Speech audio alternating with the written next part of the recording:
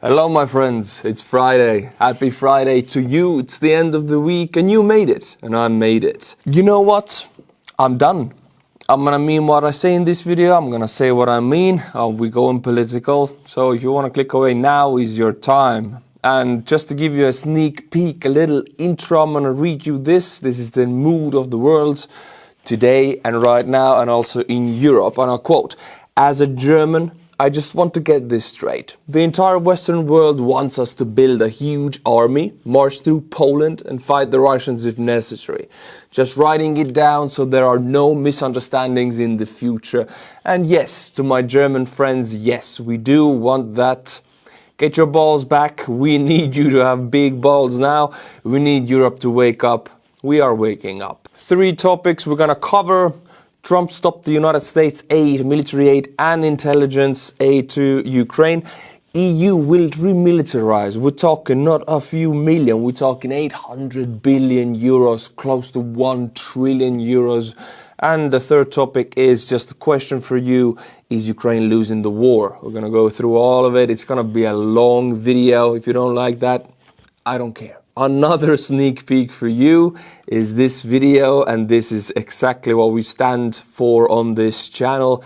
This is, the meeting between Zelensky and Trump in the Oval Office. Everybody has seen it. I'm not going to re-watch it with you, but this video gives you a hint of how I see it. The spotlight of world history swings to the White House. Churchill going to meet Trump. You don't have the cards right now.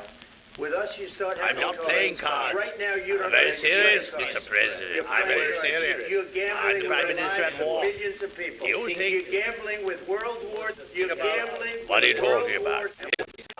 Yeah, I'm not going to watch the whole thing, but what I'm going to say to you is Trump is Mr. Chamberlain.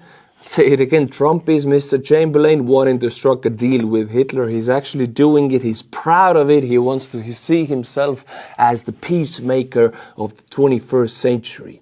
You know what we need? We don't need to make a deal with the devil to make the deal with terrorists. I mean, it's a famous American saying, we don't make a deal with terrorists. I stand with Churchill here. In Europe, we stand with Churchill and we will fight if necessary and defend ourselves if necessary. We don't want no Chamberlainian policies here anymore. If Trump wants to do that, we'll be fine without him. Now, my friends, since I need to speak the truth in this video, I know this will result in a lot of subscribers leaving, perhaps, who love Trump, perhaps. I don't care. This is why I need to thank the Buy Me a Coffee members who actually give the stability of being in this crazy YouTube environment. Of whatever you say might cost you your job, basically. So these guys are the foundation and the stability of my channel. I'll name you 5 names now. Don G, Jim Roberts, K1AL, Gilles Huidbey, Island, Parakute, damn. Thank you, the whole team is behind me. Thank you, guys. Axol 187. These 5 people have become monthly members of Buy Me a Coffee. Link is in the description below. If you like this channel and you want to support what I do, become a monthly member. Immediately we'll jump to the first topic, which is the United States. I've divided this into US, EU, and Ukraine. And we'll begin with the US. It's Trump and it's everything he's doing right now. And the first can be called the first topic. US wants its money back. This is the biggest bullshit I've ever heard. Check this out. Top contributors in aid for Ukraine per person. This means if you're a person or a citizen of that country, this is how much you have given of your tax money per 1 year. Denmark, 1,850 euros per person. This is like $2,000 per person per year. Norway, 1,500. Netherlands 744, Finland 700, Sweden 610. I want to add Estonia here. Estonia is, my country is 900 euros per person for Ukraine. We're not a rich country, we're still doing that. And United States. So this is how much you have paid if you're from the United States. You personally, this is how much of your tax money has gone to Ukraine per 1 year. 196 euros. That's what, $220. You want your money back, This is the biggest load of bullshit I've heard. Now we're gonna watch a 17-second clip of this representative in the United States giving us a glimpse of what the hell is going on in America right now. This is not what we should be doing. I don't even know why we fighting with Greenland. Why we fighting with Greenland? We fighting with Canada. We fighting with Mexico. Yet we in love with Putin. What is happening? Like, this is not America. This is a terrible nightmare. Somebody slap me and wake me the fuck up, because I'm ready to get on with. I don't even know who this woman is, but I stand with what she says. What the hell is going on? And here I bring you former Chief of Staff of the Ukraine Armed Forces, Zaluzhnyi, who is now representative of Ukraine to the United Kingdom. It's a 20-second video. I want to watch it. Qualify actions of Russia as an aggression is a huge challenge for the entire world and Europe in particular, because we see that it's not just the axis of evil and Russia trying to revise the world order, but the US is finally destroying this order. This is former, as I said, Chief of Staff of the Armed Forces of Ukraine. I think this might be the best future president for Ukraine when the war is over and Russia has lost. So I put a lot of emphasis on his words. He's a very wise man. And what he says, I believe it, I stand by it. It is also the United States right now who is tearing up this current world order, leaving a huge power vacuum and huge economical vacuum in the world. And you know, somebody will fill it. It will not be Russia. It will be the EU. Now I'll bring you the list of the main things that Trump has been pushing in the last month, his first month as president. And I'll go through them one by one and I'll comment on them and I'll give you my honest opinion on them. He says they would regain control of the Panama Canal. No harm done here, all right, go ahead, do it. He said he had received a wonderful message from the people of Greenland and was ready to annex the island to the United States if the people wanted it. Now again, the people of Greenland do not want it. There's no question there. Secondly, Greenland is part of Denmark. There's an autonomy thing there, but they are under Denmark, under the protection. They are definitely not interested in joining the United States. I mean, if you're part of the EU, you have securities there that any United States person wouldn't even know how to dream of. Free healthcare, free education, and your life taken care of if you're old and if you get into the retirement. This is something that doesn't happen in the US. No person would give that away. Number 3, will impose new trade tariffs on many countries because they are allegedly robbing the United States. The date for their introduction is April 2nd. Mr. Trump just loves self-detonation, self-destruction. America, the leading global superpower and leading of the world order, they themselves built the economic system of free trade without tariffs. Imposing tariffs is just taking not a pistol, but taking a shotgun, not shooting yourself in the foot, but shooting yourself in the head with it. That's what he's doing. It's horrible. Trump is a stupid man. He doesn't understand how much these tariffs will hurt American taxpayer. He said he wants to revive shipbuilding in the US and create the Golden Dome for air defense systems. Go for it. Nice. There's one thing I don't have any issues with on this list. Go for it. Go crazy. Do it. He announced a freeze on all international aid. This is not only to save money in the US. Elon and Trump, they're trying to get the government budget fixed, freeze all the aid. It's all, red tape and corruption. That's what they claim. Freeze on all United States international aid means dismantling the world order, United States-led world order, because this world order is led by United States military security guarantees and economic security guarantees and this aid. This is part of the world order they created and they are leading. To freeze that aid is to just lose United States international standing and respect as the leader of the free world. If you're a United States citizen and you think Trump is saving your country, no, he's running it into the gutter in the eyes of the world, losing respect, losing value of the US word and security guarantees. In Trump's opinion, his administration has done more since its inauguration than some administrations have done in 4 years. This is just wrong. This is just false. Announced that they will extract more rare earth minerals from the bowels. Go for it, go crazy. Announced that any officials who oppose the new changes will be fired. And here is where we get, the last one here is where we get into the fascism thing. Trump and Elon are guiding the country in a fascist way, in an authoritarian way, like Putin. So they want to make America fascists. This is what fascism is. Read about it. This is what it is. So America cannot be the leader of the free world. America cannot have free speech. If anybody who thinks on their own will be fired because of it. And they cannot express their opinions anymore because they now have to be afraid of losing their jobs. This is fascism and authoritarianism. It's not free speech. So in my eyes, America just lost their status as the leader of the free world, and they don't have free speech anymore. Now we'll go into Trump's trade war. What's going on with it? There's tariffs on Canada, tariffs on Mexico, two of the pillars that are holding up the United States. I mean, Trump gets the wrong idea. The US is not strong alone. They're strong because they have massive allies behind them, and everybody wants to be their ally. Without allies, US is very vulnerable, and they're attacking their closest allies. All right. First of all, let's base the question here. Who will pay these tariffs? Trump imposes tariffs on Canada, Mexico, and the EU and everybody, right? Who will pay them? Are they the countries who, is it Canada, is it Mexico? Well, let's see. I have a video for you which answers this question.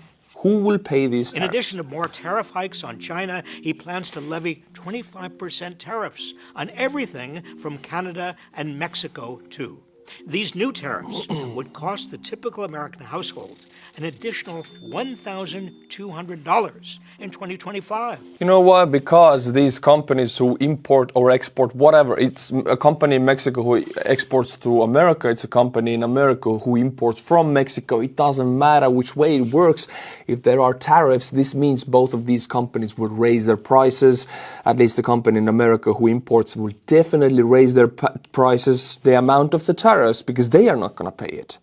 The consumer is going to pay it. The food chain's the bottom fish of the food chain, they are going to pay it. If you like avocados, if you like cars, what if you live in this world and you're American and you consume a product that has anything from Mexico and Canada, which is almost like 50% of products in the US, you will pay 25% more from now on. It's you who will pay it, not these countries. But if Trump makes good on previous pledges to slap tariffs on imports from every country, American families can expect to spend as much as $4,000 more.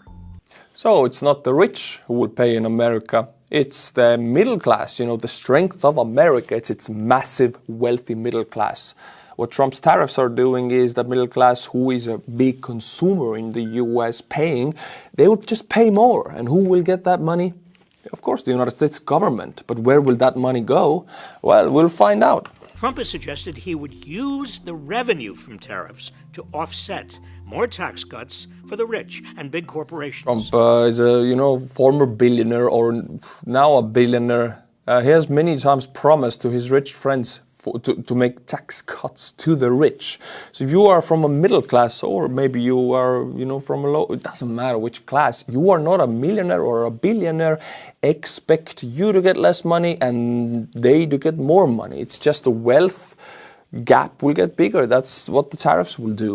But of course, as I said, any revenue raised from tariffs would be coming out of your pocket. The tariffs you pay could help facilitate this massive transfer of wealth from most Americans to the super rich. So when you're paying more for groceries... So America, I used to think America is a democracy with free speech. Now that I know more about it, I have educated myself on it, I see that America is now an oligarchy, like Russia, where wealth goes from middle class and the poorer classes and from the minerals, oil and everything they make to the rich. It's just a wealth gap, and the rich get more richer, the poor get more poor. It's exactly like Russia. It's a copy-paste system now. Gas and housing. Know where your money is really going, and know whom to blame. Boom. Here it is, my friends. I have a lot of links for you today. A lot of videos to watch. I don't do much with the stock market. I just know that the S&P 500 kind of represents how the United States is doing economically, and I'm not going to watch the whole video, but this is the ticker. Pretty much represents Trump's first month in office. We're talking, I looked at the S&P, I mean, we're talking 8% drop in the last month. And we were talking, 17% increase in the last year, and we're talking 8% drop in the last month. I mean, if you know anything about these percentages in the S&P, you know what I'm talking about here. I don't need to open this up. And some of you are saying, this is only a pullback. Yeah, we haven't seen a pullback this big for years. The last pullback this big was 2020 after the COVID hit, and this wasn't a pullback, this was a recession. Also, this was a little bit funny because it was kind of happening live when Trump was speaking from the White House. In the US, they don't do that in Estonia, but in the US, right, Fox News here, they put the stock market tickers right next to whoever is speaking. The president, he was happening live. He was speaking on economic policies, and you could see the Dow index drop, and the S&P kind of does the same thing, dropping and dropping and dropping live. Whoever wants to believe this is a pullback, wake up. All right, my friends, now from the US, we go to Canada and the EU. What is going on? Trump put tariffs on Canada. What is Canada doing in response? Are they being beaten into submission? Well, let's answer this question. I have a bunch of links for you here. Canada started boycotting United States products. United States alcohol is removed from shelves. But first, before we get into that, what Trump said, I'm sorry this is a little bit jumpy, but what Trump said, commented on the reaction, his reaction to the United States Dow index and the S&P dropping 8% in 1 month. He said, I don't even look at the stock market. He doesn't also look at the egg prices. He doesn't also look at the prices of anything most Americans need for daily lives. He wouldn't care about me. He wouldn't care about you. He's a billionaire. Why would he care? He doesn't. So if you think anybody's life is going to be better and it's just a short-term economic pain for future gains, because this is how he's selling it, wake up. So what has Canada done in response? Canada just checked Trump's trade war and hard.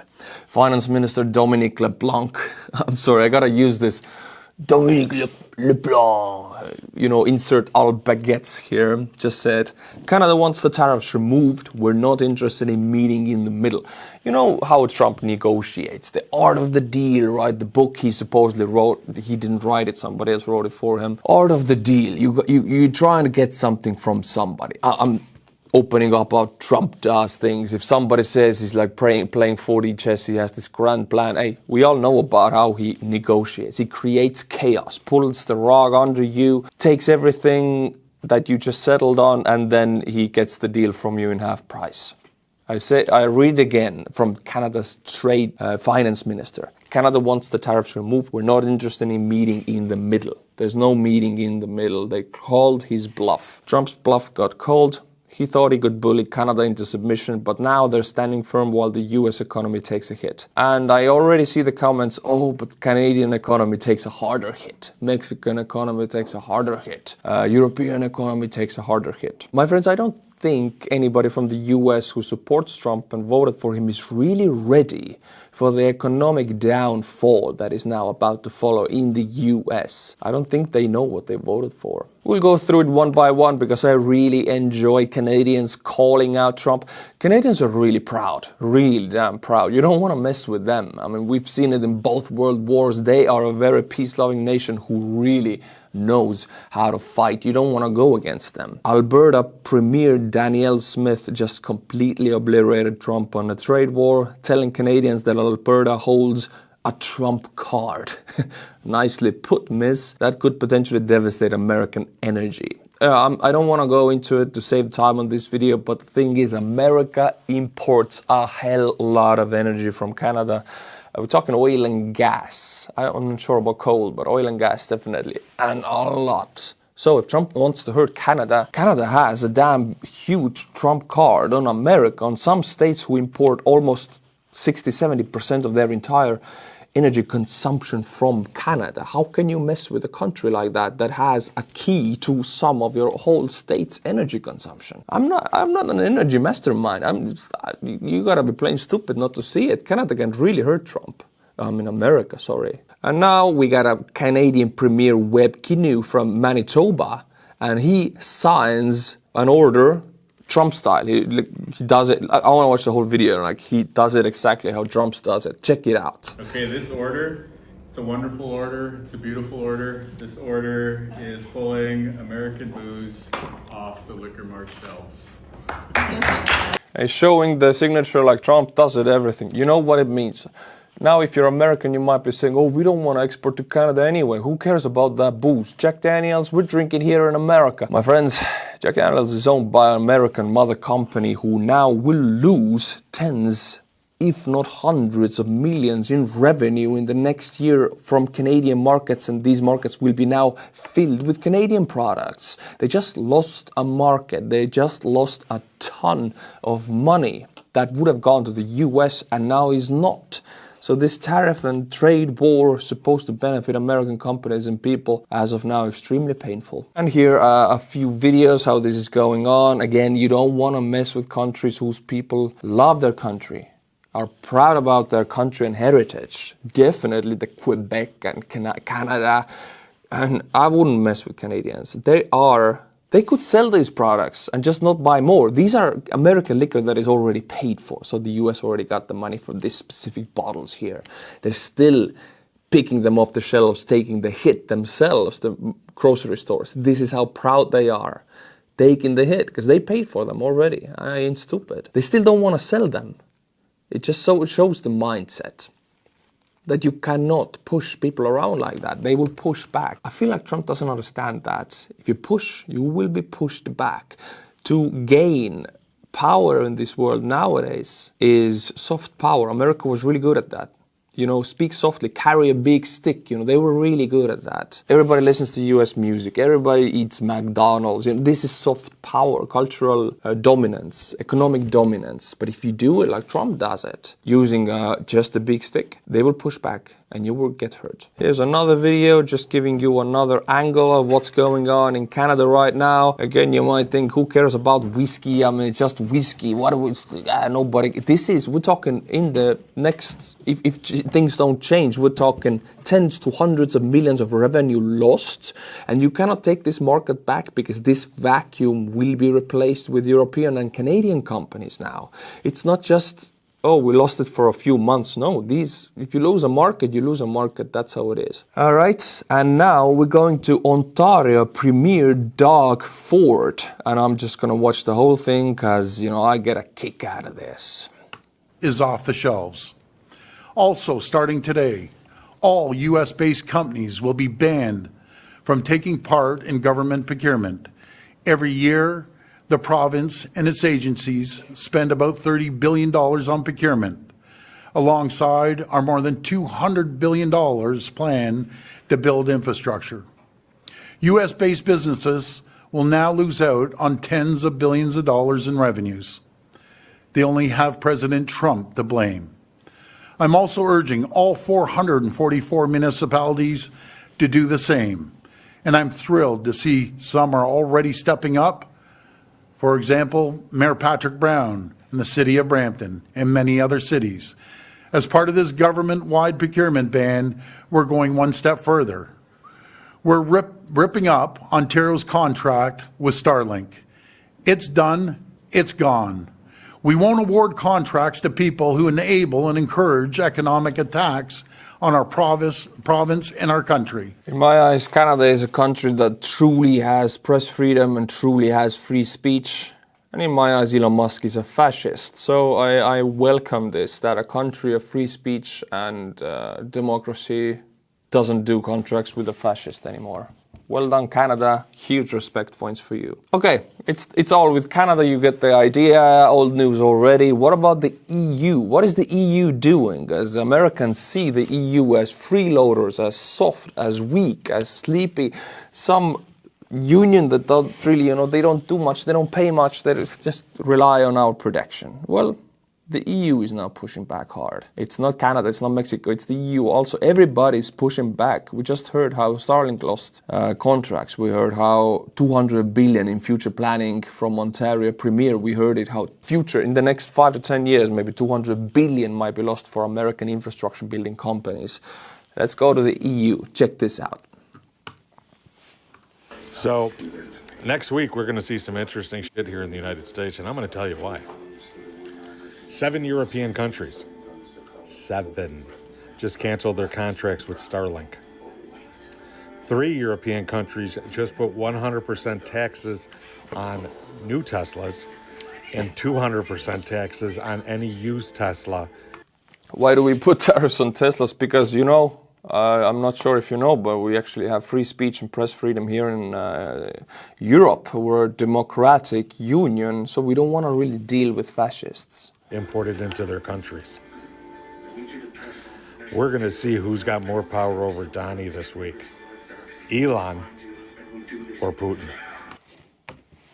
Europe is pushing back hard. And again, I'm not sure Trump was ready for this. Kind of overestimated his power a little bit. Everybody's pushing back. I haven't seen a country yet who is to submit to Trump's demands. Everybody, even Greenland, country with, correct me if I'm wrong here, I think their population is like below 100,000, almost without a military, and Denmark, you know, their protector pretty much, couldn't have a military to match with the US. Even they are pushing back and hard. Everybody. If you push, people push back. To get people to work for you, to control them, to have the cultural domination, economic domination, you gotta be smart and use soft power. Trump doesn't know soft power.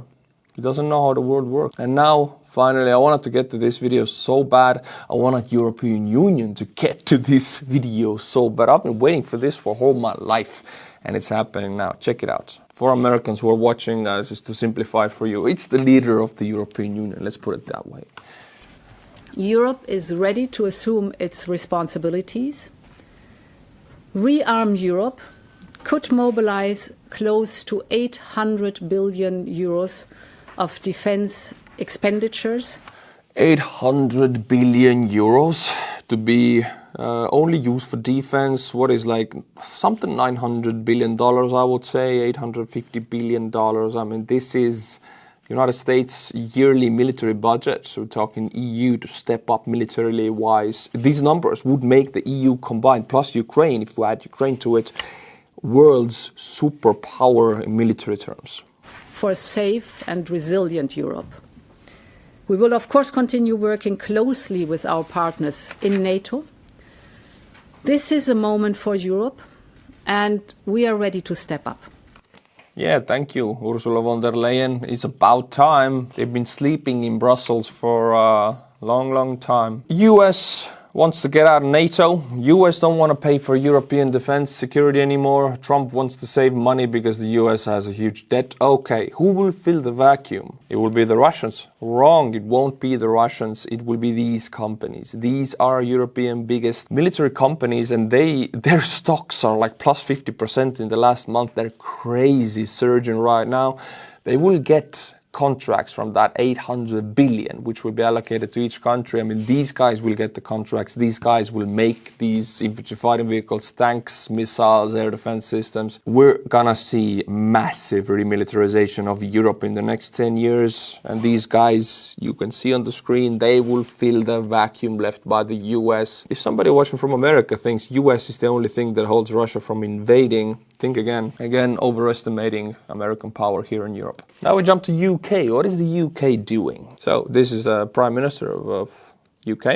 The UK is prepared to back this with boots on the ground and planes in the air. We're talking Ukraine right now. Boots on the ground, planes in the air. Together with others, Europe must do the heavy lifting. But to support peace in our continent and to succeed, this effort must have strong US backing. With this, I don't agree. US threw us under the bus. It doesn't need to have strong US backing. We can do it on our own. Plus, the deal that Ukraine struck with UK for the next, I'm not kidding you, for the next 100 years. We're talking a century deal. This is a century deal because it's lasting 100 years. It gives UK a few military ports on the Black Sea. These ports right now are controlled by Russia. This means UK has now first-hand interest in helping Ukraine liberate these ports because they will get military access to the Black Sea. They have a massive interest in that. And other countries will get same concessions. For example, France, they have an interest there because they have their African, wannabe empire still. They want their presence on the Black Sea as much as possible. They want the power projection there. Ukraine has the ability to give them that. But France and the UK have to help Ukraine push out Russia then. What I'm saying is we're here in Europe and we are very powerful. Now we're going to fill the vacuum. And just to illustrate, I know a lot of people watching from the United States know the thought process in the US again is that Europe is weak, Europe is sleepy, Europe is pointless. Just to illustrate things with numbers, US has been our security guarantee. We have had no reason, we have been sitting on our arses. We've had no reason to remilitarize because we have such a big protectorate. Now that US is stepping out, this is numbers right now. With the 800 billion invested, these numbers are going to be a lot bigger. Check it out. Professional soldiers. Europe plus Ukraine, 2.67 million. Russia's right now 1.13. US 1.32. Tanks. Europe plus Ukraine, we're talking 8,642, and we have several companies in the EU who have been making main battle tanks for, I'm going to say, decades, some of them almost a century. Long experience. Fighter aircraft in service. Again, if anybody thinks that, US Air Force, yeah, they are the most powerful Air Force in the world, and the second most powerful Air Force in the world is the United States Navy, which is also a bit funny. But again, look at these numbers. Put Ukraine here also. We're talking 2,091 fighter aircraft, with majority of these being much more advanced than anything that Russia has. Artillery. Here is where we really shine. 18,465 with Ukraine. This war has shown us that artillery has gone anywhere. People thought main battle tank is dead. Artillery is dead. It's drones and missiles and HIMARS only nowadays. Hey, artillery and drones combined make about 80 to 90% of human losses on the Ukrainian war. And we are the leading artillery force in the world right now. Actually, leading tank and aircraft force also. Infantry fighting vehicles, 7,500, but with Ukraine, 10,600. And in Ukraine, it's a lot, I know it's a lot of M113s, it's old American vehicles. Again, there are big number of companies, over 10 companies in Europe who have decades-old experience of making these vehicles. I mean, CV90 is considered one of the best infantry fighting vehicle in the world. It's much more modern than Bradley. I love the Bradleys, don't get me wrong, but CV90 it's a lot newer and more capable. And Sweden is cranking them out like crazy. Armored personnel carriers, 20,000, 24,000 with Ukraine. And trained reservists. Here is also where Europe shines because, Estonia is a reserve army. Finland is one of the biggest reserve armies in the world, actually. And with Ukraine, we're talking 2.77 million. And if Ukraine will be helped by Europe and they will be on European Union side, you know what it means? It means we have a country with the most recent military experience and the best and the most advanced military experience in the world. Experience is everything in warfare. US has an experience of fighting in Afghanistan, fighting in Iraq. They have a lot of experience of fighting insurgents. They have zero experience of fighting a main army of any other big nation or a nuclear power. This is where Ukraine shines. This experience is very necessary. Take the Switchblade, for example. We all remember where Switchblade from America, the drones, came to Ukraine. Everybody was hyping them up and they underperformed like crazy. Now they're performing fine because they took a year to improve themselves. But the thing is, without experience, you might look good on paper, The Reaper drone, very good, but it's so damn expensive. If they're shut down, you need to be able to replace them by thousands at a time. It's not possible with the Reaper. You gotta make them cheap, you gotta make them expendable, you gotta make them mass producible. This is where Ukraine comes in. This is where they shine. Tesla sales, you know, Elon Musk, a billionaire, his wealth was 400 billion plus at one point. Now he's back to 300 something. You know what happened? Because Tesla sales plummeted last year, 24 January. Now it's 25 March. You know, in January we got the numbers. Tesla sales plummeted 60% in the EU. Elon, personally, his wealth mostly is connected to Tesla stock, lost close to $100 billion from his personal wealth because of that. So we in the EU, we don't want to buy fascist, we're not buying Teslas anymore. This cost Elon 100 billion personally and removed Tesla from a $1 trillion company status, which, yeah, it's wonderful, you know. It's not only the US defense companies looking into the economic abyss. Tesla sales plummeted. And they dropped even more. In February, it's 76%. In the UK, as you can see, they share my mindset. Elon Musk is a bellend signed by the UK. This is put on a bus station. Because, you know, the British have a long history of fighting the fascists. I mean, the grandmothers, they remember the Blitz, for Christ's sake, and it was the fascists and the Nazis bombing them now. Elon Musk is a fascist. There's no difference. So nobody in the UK will be buying a Tesla anymore. When Trump and Vance ambushed, I'm going to call it what it was, ambushed Zelensky and attacked Zelensky in the White House, a few days later, immediately, Zelensky had a massive meeting with the EU members and Canada was also there. And after that, European members declared their support, unwavering support to President Zelensky. And there was a massive reaction to the United States president ambushing Zelensky and attacking Zelensky like that. It was like Trump, you know, threw a tantrum there. I mean, Vance is a pure clown. Elon Musk is a fascist. I mean, the country is led by President Tantrum, Vice President Clown, and real President Musk fascist. So I wouldn't put my faith in them anymore. This is why European members met with Zelensky. There were security guarantees. UK signed a 100-year deal, giving UK also access to Black Sea ports, which is very much in UK's benefit. So they have now an interest to push Russia back. France also. Yes, the world order is going to change, but not to the United States' favor. The previous world order was the United States' favor. It's changing to Ukraine's and European Union's favor. Just to illustrate, Trump doesn't seem to realize that Europe and the US economies are deeply intertwined, forming the world's largest economic bloc, accounting for around 40% of the entire global GDP. Europe remains the largest investor in the US, the largest investor in the US. If you know anything about economies, you know that any free economy works the best when they have foreign investments regularly. Well, this is us, European Union, doing that for the US. Trump often criticizes the US-EU trade deficit, but his arguments ignore the fact that the services account for about 50% of trade, where the EU actually has a deficit. This means US-EU deficit, this is what Trump is talking about. It's actually the other way around. We have the trade deficit. The US-EU trade has been benefiting the United States more than the EU in the last, 20, 30 years.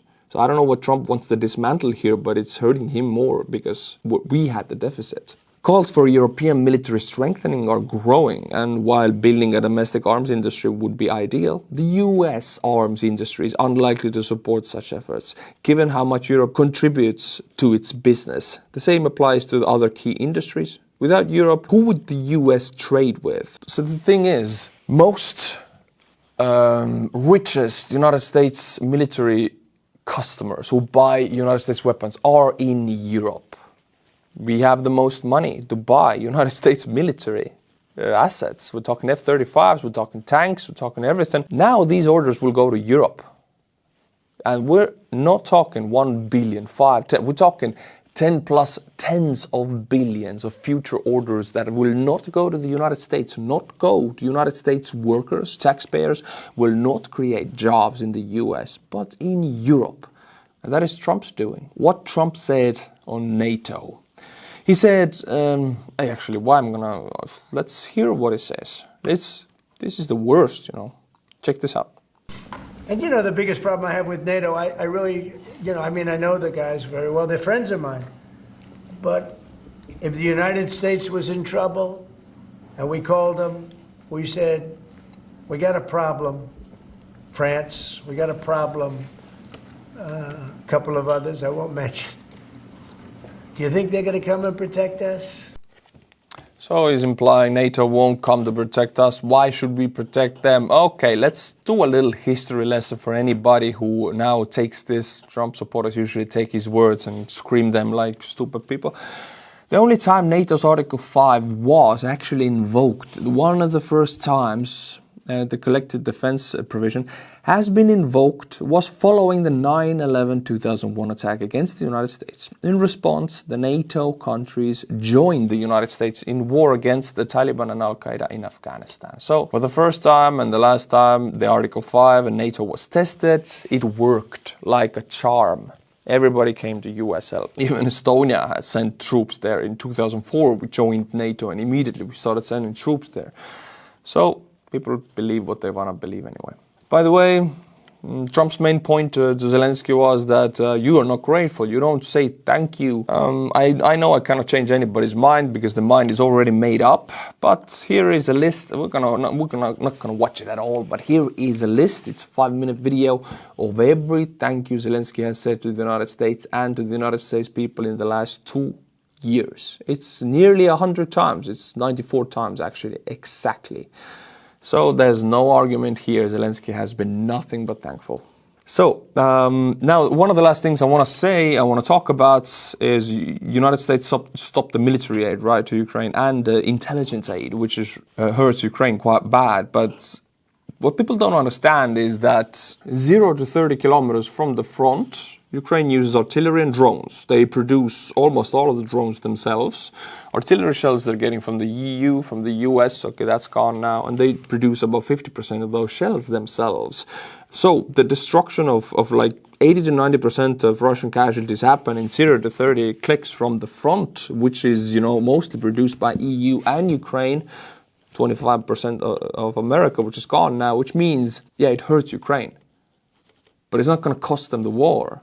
They have been retreating for the last year, for 2 years. They will continue retreating slowly. That's how it is. But Russian casualties will remain the same, if not bigger. Also, talking about Russian oil refineries, definitely Putin is really hurting because Ukraine is striking them almost daily. Putin has been telling Trump to, you know, get Ukraine to stop. Trump stopped aid to Ukraine and intelligence sharing to Ukraine. But the thing is, trying to find the paragraph when it illustrates the most. Well, anyway, Ukrainian officials are saying it in a funny way. Intelligence, what the United States intelligence gave Ukrainian military is, if Russians move with the cluster close to the front, Ukrainians will find out very fast and can strike them before they go away.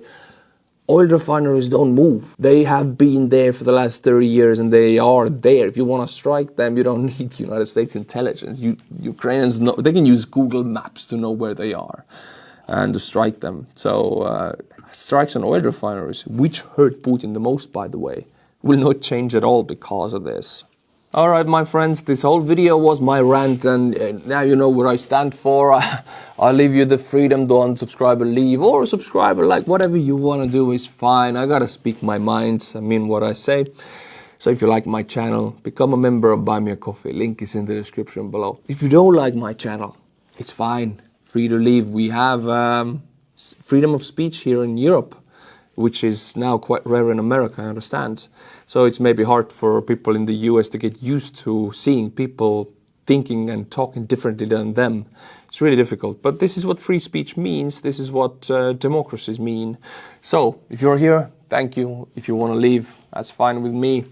Until my next video, my friends, you'll see it in 2 days actually. Slava Ukraini. And bye-bye.